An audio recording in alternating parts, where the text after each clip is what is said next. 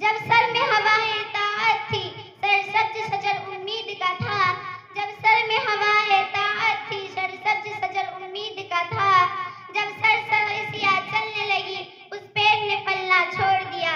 अल्लाह की राह अब भी है खुली, आतारो निशा सब कायम है। अल्लाह के बंदों ने लेकिन उस राह पे चलना छोड़ दिया।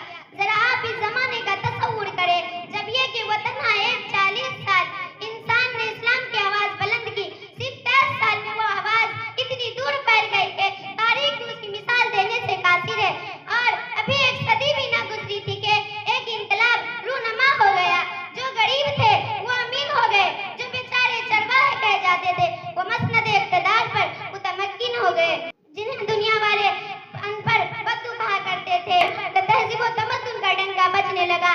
जो तालीम तहजीब में पिछले सफों में थे वो इमाम बन गए। उन्होंने ये साबित कर दिया कि कुरान का ये ऐलान अपनी जगह दुरुस्त था।